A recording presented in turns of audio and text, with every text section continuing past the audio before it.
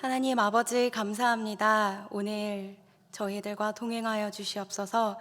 성령님 이 공간 가운데 함께하여 주사 우리에게 느헤미야가 가졌던 애통한 마음, 슬픈 마음, 우리가 회개를 다시 하여 주님 앞에 돌아가는 그 마음 우리에게 허락하여 주시옵소서. 감사드리며 예수님의 이름으로 기도드립니다. 아멘. 네, 지난주는 청년부의 2022년 한 해 표어로 말씀을 나눴습니다. 올 한 해 저희 교회의 표어는 사명을 실천하는 교회입니다. 이쪽에도 있죠? 사명을 실천하는 교회. 사명을 실천하기 위해서 그 전에 사명이 무엇인지를 우리가 정확히 알아야 하는데, 다니엘서 12장 3절의 말씀을 같이 나눴습니다. 사명을 실천하기 전에 우리는 첫째, 지혜를 가져야 한다고 말씀을 나눴습니다. 지혜가 있는 자는 성령이 있는 자입니다. 지혜는 곧 사칼이라고 이야기했었는데, 성령의 조명으로 우리 안에 무엇이 있는 거냐면 하나님의 법이 있는 것, 그것이 바로 지혜가 있는 사람입니다. 우리가 늘 성령을 구하고 성령의 인도를 받을 때 지혜 있는 자가 되고, 또 이것이 우리의 첫 번째 사명입니다. 그렇다면 두 번째는 무엇일까요? 우리의 사명 두 번째는 무엇일까요? 그 두 번째는 많은 사람을 옳은 대로 인도하는 것이었습니다. 여기에서 히브리어 째다카가 사용되는데, 이 단어는 하나님과의 그 관계 안에서의 의를 말하고 있습니다. 그러니까 많은 사람을 옳은 곳으로 인도한다라는 것은 많은 사람들을 하나님께로 인도한다는 것입니다. 이것이 우리 교회의 목표 또 표어예요. 이번 2022년.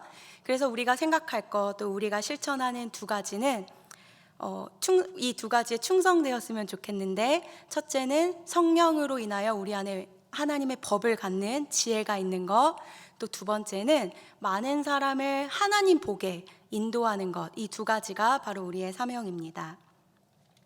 오늘은 2022년 청년부를 위해 기도할 때 하나님께서 저에게 이렇게 주셨던 그런 마음, 바로 부흥에 대한 말씀을 나누려고 합니다. 바로 하나님의 흔드심입니다. 부흥은 리바이벌이라고 우리가 말하기도 해요. 이 리바이벌은 다시 살아난다는 것입니다. 재생되다, 다시 살아나다, 이것이 바로 부흥입니다. 우리는 부흥이라는 이야기를 들으면 사람들이 굉장히 많이 모이고 또 거창하고 많은 수가 함께 모여서 그 많이 모여 있는 그런 장소를 생각하기도 하는데요. 부흥은 숫자가 느는 것이 부흥이 아닙니다. 그러면 부흥은 무엇이냐? 내 안에 일어나는 놀라운 회개의 사건이에요. 부흥이라는 것은 리바이벌, 다시 살아난다는 것입니다. 내 안에 잠들어 있고, 내 안에 무뎌졌고, 내 안에 혹은 잠들고 죽어 있었던 내 영이 다시 깨어나는 것, 이것이 바로 리바이벌이고 부흥입니다.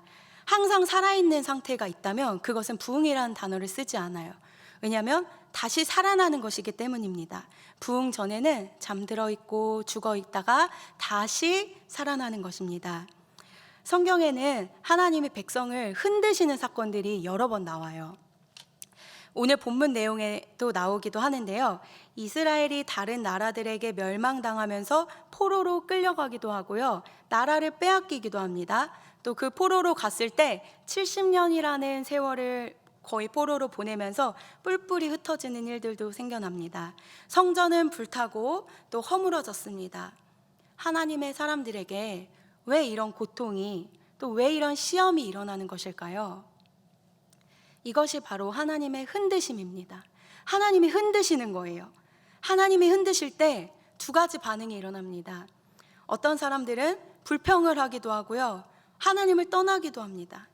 그런데 어떤 사람들은 회개하면서 하나님께 돌아가기도 합니다. 불평하는 자들은 이렇게 말하고 있습니다. 이는 그들이 이르기를 여호와께서 이 땅을 버리셨으며 여호와께서 보지 아니하신다 함이라. 똑같이 하나님이 흔드실 때 어떤 사람은 이렇게 얘기하는 거예요. 하나님 우리 버렸어. 하나님 안 계셔. 하나님에 대해서 원망하고 불평하고 떠나고 그런 일들이 있습니다. 그런데요, 하나님이 흔드시는 건요, 하나님이 흔드시는 것은 우리를 버리시는 게 아니에요. 하나님이 흔드시는 건 사랑입니다.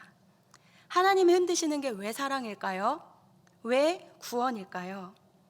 하나님은 이렇게 흔드심을 통하여 우리를 바른 길로 또 옳은 길로 돌이키기 때문입니다.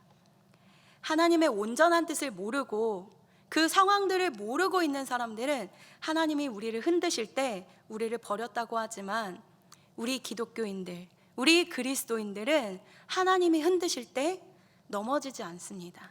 넘어지는 자들은 그리스도인이 아니에요. 우리 그리스도인들은 고난을 통하여, 연단을 통하여 더 강해지고 굳건해지는 것입니다. 정금같이 되는 것입니다. 하나님께로 돌이켜 나아가는 것입니다.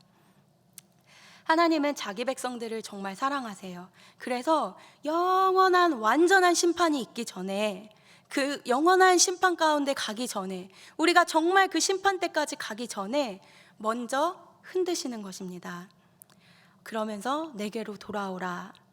그렇기 때문에 하나님 흔드시는 것입니다. 우리 히브리서 12장 말씀을 같이 한번 크게 읽어볼게요. 시작.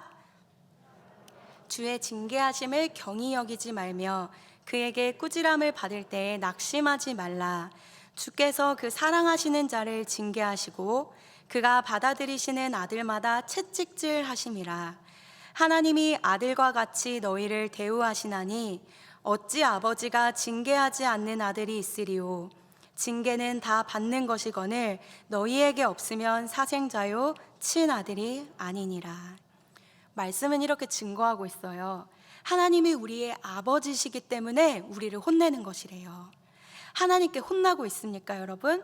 그렇다면 우리 정말 감사해야 합니다. 왜냐하면 우리가 사생자가 아니기 때문입니다.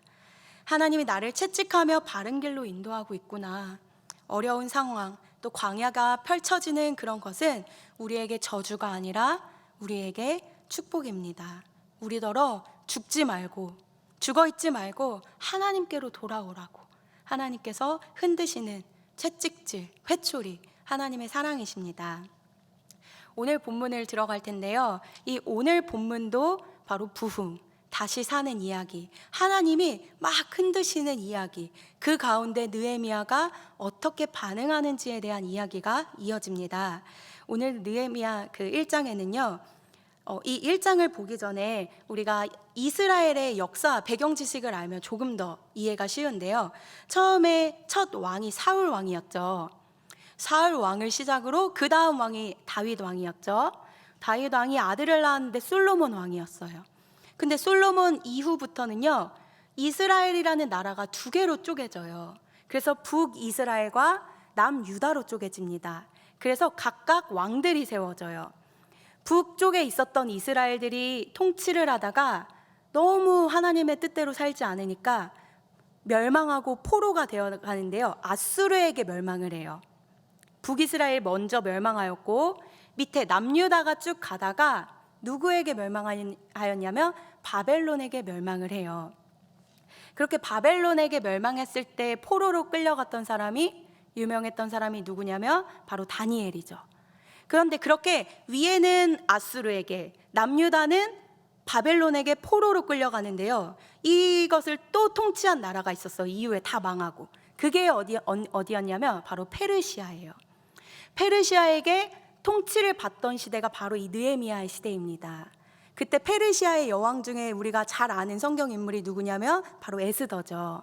근데 이 페르시아 때에 바로 왕들이 1차 귀환, 유대로 보내는 거예요. 포로로 끌려갔던 사람들을 나라로 다시 보내는 일들을 해요. 그래서 1차 귀환, 2차 귀환, 3차 귀환. 이 3차 귀환할 때 귀환했던 사람이 바로 느헤미야입니다. 지금까지 조금 어려웠죠?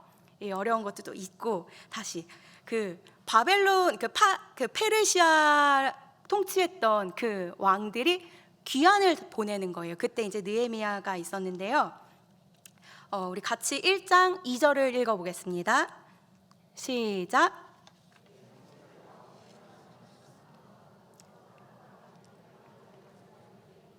네, 지금 어떤 상황이냐면요, 느헤미야가 페르시아의 수산궁이라는 곳에서 이렇게 지내고 있었어요. 그런데 그의 형제였던 하나니아와 또 두어 사람들이 유대, 이스라엘에서 페르시아로 가서 이 느헤미야를 방문합니다. 그리고 뭐라고 하냐면 2절에 내가 그 사로잡힘을 면하고 남아 있었던 유대에 있었던 내 민족들에 대해서 물어본 거예요. 그리고 예루살렘 사람들의 형편을 물어봤던 것입니다. 어떻게 지내냐? 지금 내 고국에 있던 사람들, 유대인들은 어떻게 지내냐? 이렇게 형편이 어떠한가를 물어봤더니 이스라엘 사람 중에 포로로 끌려오지 않았던 그 사람들에 대해서 이런 답변을 듣습니다. 3절에 사로잡힘을 면하고 남아있는 자들이 그 지방 거기에서 큰 환난을 당하고 능욕받고 있다. 예루살렘의 성은 허물어졌고 성문들은 불탔다. 이 이야기를 저 멀리 페르시아에 있던 그 느헤미야가 듣게 된 거예요. 그런데 이 소식을 듣고 나서 이 막 하나님이 흔드시는 이 사건을 듣고 나서 이 느헤미야는 어떤 반응을 했냐면 뭐 내일 아니니까 나는 지금 이 궁전에서 너무 잘 먹고 잘 살고 있으니까 그건 내일 아니 조금 아프긴 한데 이렇게 한 것이 아니라 며칠을 금식하고 수일을 슬퍼하면서 자기 인생의 목적을 바꿉니다. 그 이야기를 오늘 함께 볼 텐데요. 부흥은 다시 살아나는 거라고 했어요. 하나님께서 흔드시기 전에, 우리를 다시 살리시기 전에는 항상 우리의 상태가 있는데요. 어떠한 상태냐면 하나님을 멀리 떠나 있고는 합니다. 하나님이 흔드시기 전에 하나님을 잊고 살아갑니다. 하나님이 우리 안에 계시지 않을 때 우리가 굉장히 교만해지는데요. 하나님이 필요 없다고 말해요, 사람들이. 구약시대에서도 백성들이 하나님에 대해서 내가 이제 당신의 도가 더 이상 필요하지 않다고, 내가 이제 하나님의 법이 필요하지 않다고, 나를 떠나달라고, 그 원문을 보면 나를 떠나세요 라고 이스라엘 백성들이 하나님께 그렇게 이야기하는 것입니다. 당신의 통치가 필요 없다고 이야기하고 있는 것입니다, 우리 안에서. 그리고 또 이스라엘 백성들도 많이 이렇게 얘기했어요. 뭐라고 이야기했냐면 우리가 차라리 애굽에서의 때가 더 나았다. 하나님 인도받은 지금 말고 차라리 애굽이 더 낫다. 글로 가겠다. 우리 안에 그런 마음들, 또 미혹들, 하나님이 더 이상 필요 없다고 그렇게 하는 우리 마음 가운데 그 마음들은 없나요? 이 땅에서의 살아가는 것, 그런 것에 이제 집중하고 하나님의 법이 필요 없다고 말하는 우리 마음의 교만은 없습니까? 이 요한계시록 3장 17절을 보면요, 라오디게아 교회 이야기가 나옵니다. 이 라오디게아 교회는 어떤 교회였냐면요, 스스로 부자라고 생각했어요. 스스로 부요하다고 생각했어요. 자칭 부족한 것이 없다고 말합니다. 주님, 이거 할 때 주님 없어도 돼요. 내가 이거 하나는 진짜 잘해요. 나 이 사역은 나 요거 하나쯤은 하나님 없어도 돼요. 하나님은 그냥 교회에서 내가 찾을 때만 오시면 돼요. 하나님, 저 이거 그냥 나 혼자 알아서 할 수 있으니까 주님은 내가 진짜 힘들 때만 도와주시면 돼요. 우리는 혹시 이렇게 생각하고 있지는 않습니까? 근데 하나님께서 라오디게아 교회에게 무엇이라고 이야기하냐면, 아니, 너 스스로 부자라고 얘기하는데, 너 부유하다고 얘기하는데, 너 부족한 것 하나도 없다고 너 스스로 이야기하는데 너는 공고하다. 너 가련해. 너는 가난해. 너는 눈이 멀었고 벌거벗었다. 근데 너가 그걸 모르는구나 라고 이야기합니다. 우리의 죄악이 우리 안에 가득 찼다는 것은 하나님이 없어도 된다는 거예요. 악이라는 것, 그것은 하나님 없이 내가 할 수 있는 게 너무 많아졌다는 거예요. 우리 안에 주인 되었던 것을 우리가 내려놓지 못할 때 하나님께서 우리를 너무 사랑하시니까 중간에 흔드시는 것입니다. 여러분, 우리가 번아웃이 되고 지치고 왜 이렇게 힘들지? 이것이 일이 많아서 우리가 지치는 것이 아니에요. 우리가 왜 지치냐? 우리 마음에 하나님이 살아계시지 않으면 우리는 번아웃이 옵니다. 많은 사람들이 일이 많았지만 다 지치는 것이 아니에요. 우리가 지치는 것은 우리 안에 살아계신 하나님이 없을 때 우리가 번아웃이 되고 지치곤 합니다. 그때 하나님께서 흔드시는 거예요. 죽지 말라고.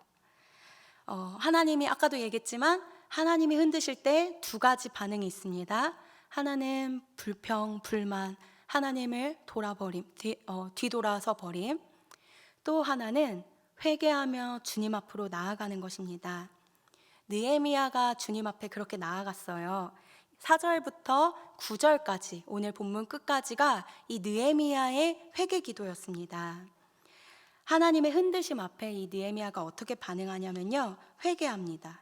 근데 이 회개는요, 그냥 감정적으로 막 슬퍼서 막 그런 분위기가 되니까 진짜야? 멀리서 온 친구들이니까 진짜? 한번 울고 끝나는 것이 아니었어요. 이 순간을 계기로요, 이 느헤미야가 인생의 부르심을 얻게 돼요. 인생의 목표를 찾게 돼요. 나의 부르심은 이 수상궁에서 왕들과 되게 친했거든요. 근데 그렇게 이제 끝나는 것이 아니다. 내 자녀들 잘 먹고 잘 키우고 이게 끝이 아니다. 내 부르심은 내 민족이 다시 하나님을 보게 하는 거다. 그래서 이 느헤미야를 통해서 이스라엘에 다시 한번 부흥이 오게 됩니다. 우리 5절부터 9절까지 말씀을 빨리 한번 볼게요. 이게 이제 5절부터 9절까지가 느헤미야가 하나님이 흔드신 후에 하였던 기도였습니다. 제가 읽어드릴게요. 이르되 하늘의 하나님 여호와 크고 두려우신 하나님이여, 주를 사랑하고 주의 계명을 지키는 자에게 언약을 지키시며 긍휼을 베푸시는 주여 간구하나이다. 이제 종이 주의 종들인 이스라엘 자손을 위하여 주야로 기도하오며 우리 이스라엘 자손이 주께 범죄한 죄들을 자복하오니 주는 귀를 기울이시며 눈을 여시사 종의 기도를 들으시옵소서. 나와 내 아버지의 집이 범죄하여 주를 향하여 크게 악을 행하여 주께서 주의 종 모세에게 명령하신 계명과 율례와 규례를 지키지 아니하였나이다. 옛적에 주께서 주의 종 모세에게 명령하여 이르시되 만일 너희가 범죄하면 내가 너희를 여러 나라 가운데 흩을 것이요 만일 내게로 돌아와 내 계명을 지켜 행하면 너희 쫓긴 자가 하늘 끝에 있을지라도 내가 거기서부터 그들을 모아 내 이름을 두려고 택한 곳에 돌아오게 하리라 하신 말씀을 이제 청하건대 기억하옵소서. 느헤미야가 이런 기도를 드립니다. 6절에 느헤미야는 이스라엘 자손을 대신하여서요, 주야로 아침과 저녁까지 기도를 하게 됩니다. 그리고 이스라엘 자손들이 이제까지 범죄하였던 그 범죄했던 것들을 자복하며 나아갑니다. 6절에 나와 내 아버지의 집이 범죄하였다고, 또 7절에 주를 향하여 우리가 크게 악을 행하였다고 회개하고 있습니다. 여러분, 회개가 거창하고 되게 부담스럽고 불편하고 어려운 것이 아니라, 이 회개라는 것은 내가 하나님께로 돌아갑니다 아버지, 이런 뜻이에요. 원래 아버지의 품으로 다시 돌아가겠다는 선언입니다. 회개는 감정으로 하는 것이 아니라 진리의 빛이 비춰졌을 때 그 빛으로 인하여 다시 하나님께로 돌아가는 것이 바로 회개입니다. 느헤미야가 그런 회개를 하였습니다. 우리가 악을 주님께 행했는데 그것이 무엇인가? 이제 느헤미야가 악을 행했다고 말하고 있거든요. 근데 그 악이 무엇인가 하면 바로 뒤에 7절에 이어집니다. 하나님께서 모세에게 명령하신 계명, 율례, 규례, 이 세 가지를 지키지 않았던 것이라고 이야기하고 있습니다. 근데 이 세 가지가요, 다 똑같은 것 같지만 조금씩 달라요. 먼저 계명은 미츠바라고도 하는데 10계명과 같은 거예요. 내 하나님 외에 다른 신을 두지 마라, 이런 것들을 떠났던 거, 이것들을 회개하고 있는 거예요. 내가 계명을 지키지 않았던 거. 그 다음에 둘째는 율례예요. 율례는 호크라고도 하는데 제사법들 또 종교법들 이런 것들을 율례라고 했는데, 이 율례를 지키지 않았던 것들을 회개합니다.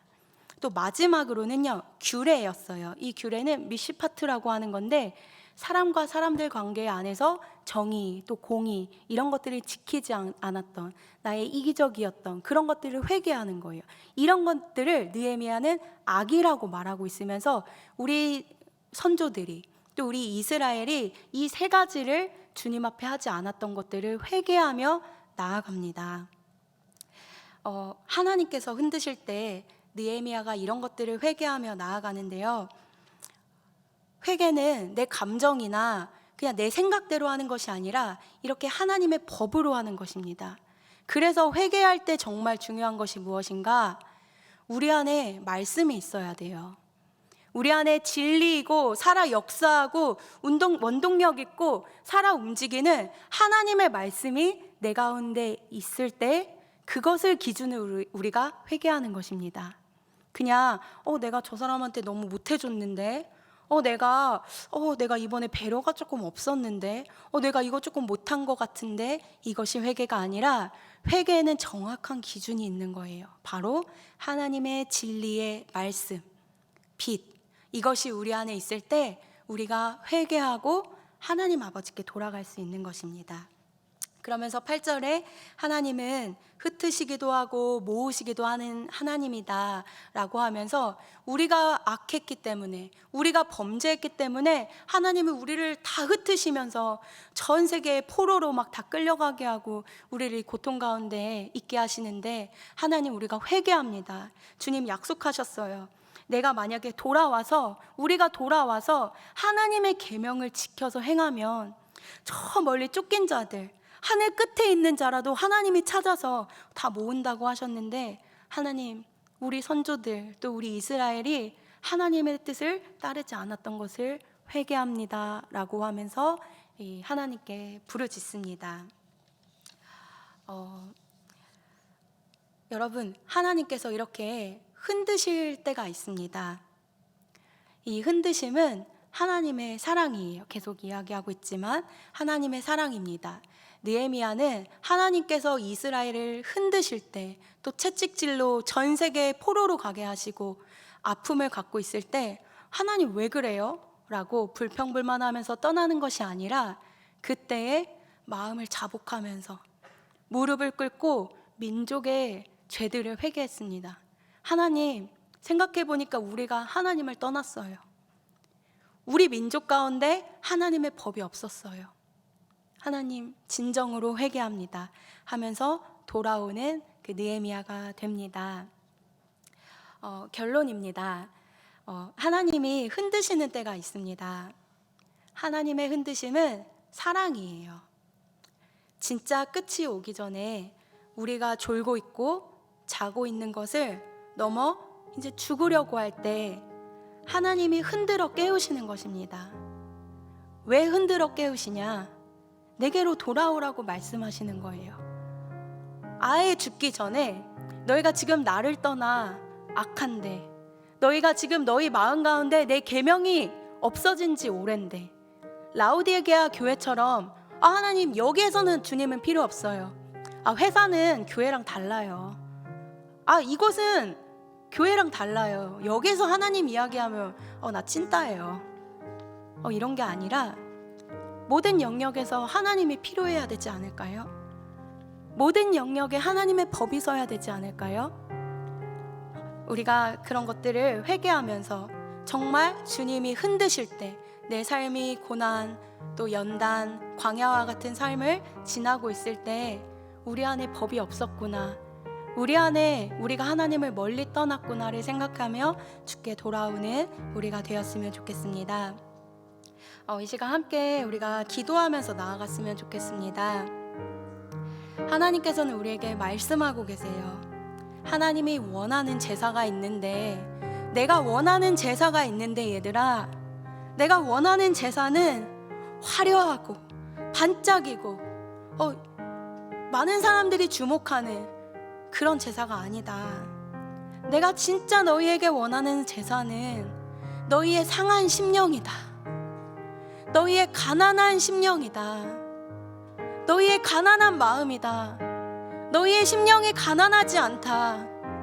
너희 가운데 가난한 심령을 가진 자가 누구냐? 너희 가운데 애통한 자가 누구냐? 하나님은 그 가난한 심령을 우리에게 원하고 계십니다. 우리가 옷을 찢는 것이 아니라 정말 마음을 찢으며 주님 앞에 돌아오기를 바라고 있습니다. 우리 안에 죄들, 또 숨겨진 것들, 그 죄악들을 우리가 끄집어냅시다. 우리의 상황들이 어떻습니까? 지금 연단, 또 고난 가운데 여러분 걸어가고 계시다면, 근데 그 가운데 우리가 불평불만하고 있다면 우리 안에 법이 있었나? 우리가 악하지 않고 정말 선했나? 그것들을 바라보며 우리 안에 그 틈을 열어 그 틈 가운데 우리 마음을 헐고 있었던 여우들을 끄집어냅시다. 그것이 거짓이든, 그것이 하나님을 떠난 죄악이든, 그것이 하나님을 사랑하지 않았던 죄악이든 우리 함께 회개하며 나아갔으면 좋겠습니다. 기도하겠습니다. 하나님, 회개하고 또 우리 가운데 그 가난한 심령을 허락하여 주시옵소서. 하나님, 우리에게 가난한 심령을 허락하여 주시옵소서. 하나님, 우리에게 가난한 심령을 허락하여 주시옵소서. 아버지, 우리가 정말 라오디게아 교회처럼 우리가 주님이 필요 없다고 말하진 않았습니까? 하나님, 라오디게아 교회처럼 내가 부유해서, 내가 너무 잘해서 이 영역만큼은 주님의 다스림이 필요 없다고 말했습니까? 이 영역만큼은 주님이 터치하지 않아도, 주님이 지혜 주시지 않아도 내 알아서 할 수 있는 영역이라고 자만하지 않았습니까? 하나님, 그것이 악이라고 오늘 느헤미야가 이야기하고 있습니다. 하나님, 도와주시옵소서. 모든 영역 가운데, 하나님, 우리의 삶의 모든 영역 가운데 주님이 살아 역사하시고, 주님이 마샬 통치하시고, 주님이 다스리시는 하나님, 그런 우리 청년부 되게 하여 주시옵소서. 하나님, 우리가 하나님 가난한 심령을 갖기 원합니다. 하나님, 이곳 가운데 가난한 심령을 가진 자 누구입니까? 하나님, 이곳 가운데 하나님 앞에 가난한 마음을 가진 자가 누구입니까? 우리가 주님보다 너무 높아졌습니다. 하나님, 우리가 주님이 필요 없다고 말하였습니다. 하나님, 우리 가운데 가난한 심령 허락하여 주셨소서. 하나님, 우리 가운데 가난한 심령 허락하여 주시고, 하나님, 우리 안에 높아졌던 마음, 부유했던 마음들, 하나님, 우리가 회개하며 나아가게 하여 주시옵소서. 주님께서 원하시는 것은 상한 심령입니다. 하나님, 우리가 상한 심령으로 주님 앞에 나아가게 하여 주시옵소서. 하나님, 느헤미야처럼 우리가 흔들릴 때에, 하나님이 흔드실 때에 그 흔드심을 통하여 내가 하나님으로부터 얼마나 멀어졌는가, 내가 하나님으로부터 얼마나 떨어져 있는가를 기억하며 돌아가게 하여 주시옵소서. 하나님이 흔드실 때에 하나님, 우리가 주님을 기억하게 하여 주시옵소서. 하나님, 우리 안에 겸손한 마음 허락하여 주시옵소서. 우리 안에 진치고 있는 강한 마음, 우리 안에 하나님이 없어도 된다고 생각했던 교만한 마음, 그 마음들을 회개하며 나아갑니다. 주님, 우리를 살려주시옵소서. 우리가 다시 살기 원합니다. 우리가 부흥하기 원합니다. 숫자의 부흥이 아니라 우리가 사라지는, 우리가 살게 되는 그 부흥을 우리가 경험하기 원합니다. 주님, 하나님, 우리 모두 살기 원합니다. 하나님, 우리 모두 살기 원합니다. 가난한 심령 허락하여 주시옵소서. 우리가 리바이벌 다시 살기 원합니다. 숫자의 부흥이 아니라 우리 모두가 새롭게 다시 살게 되는 다시 삶의 능력을 허락하여 주시옵소서. 이곳에 있는 우리 모두가 다시 살게 하여 주시옵소서. 하나님, 우리를 살려주시옵소서. 하나님, 우리의 교만으로부터 우리를 살려주시옵소서. 하나님, 우리를 살려주시옵소서. 하나님, 우리가 살기 원합니다. 그 법으로 인하여 우리가 살기 원합니다. 리바이벌 부흥되기 원합니다. 하나님, 주께서 살리실 때 하나님, 우리가 반응하며 앞으로 나아가게 하여 주시옵소서.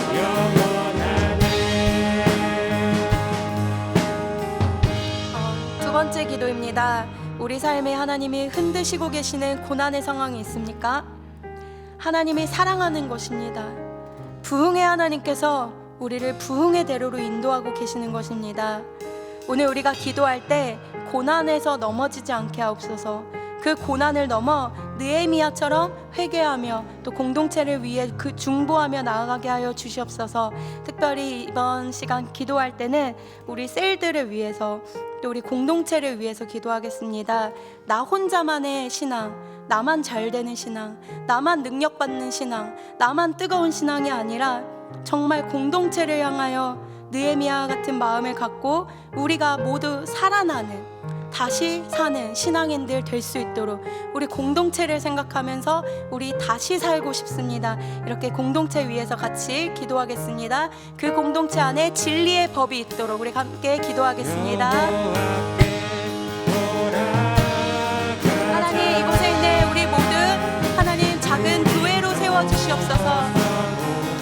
하나님이 흩으실 때에, 하나님이 우리 모두를 흩으실 때에 우리가 그 흩어진 곳에서 각자 교회가 되게 하여 주시옵소서. 우리가 언제 흩어질지 아무도 모르지만 우리가 흩어지는 그 상황 가운데서 우리 모두가 하나님의 교회 되게 하여 주시옵소서. 초대교회 때에 하나님께서 모든 사람들이 흩으실 때에 그곳에 있던 많은 집사들도 청년들이 그곳에 교회가 되어 하나 되었습니다.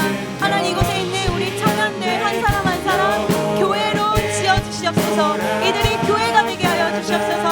하나님, 이들이 교회가 되게 하여 주시옵소서. 공동체를 향한 기도를 놓지 않는 느헤미야와 같은 자들이 이들이 되게 하여 주시옵소서. 하나님, 공동체가 교회로 서기 위해 기도합니다. 우리 셀들을 위하여 기도합니다.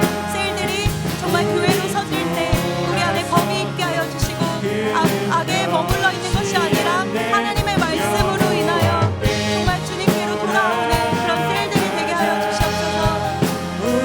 하나님께서 흔드실 때 그것이 부흥의 전초라는 것을 알며 하나님이 흔드실 때 우리가 주께로 돌아가기 원합니다. 주님, 함께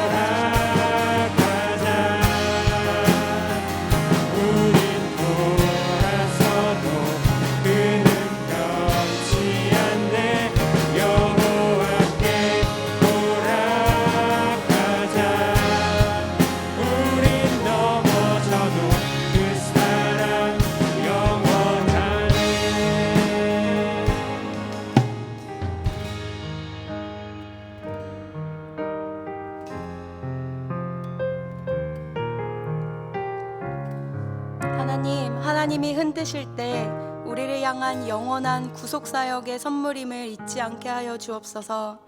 하나님께서 흔드실 때 그 흔드시는 것이 우리를 향한 사랑임을 잊지 않게 하여 주시옵소서. 하나님이 흔드실 때 우리가 악에 머물러 있었다는 것을 알게 하여 주옵소서. 하나님이 흔드실 때 우리가 주께로 돌아오는 은혜가 있게 하여 주시옵소서. 진리가 늘 머무는 공동체가 되게 하옵소서.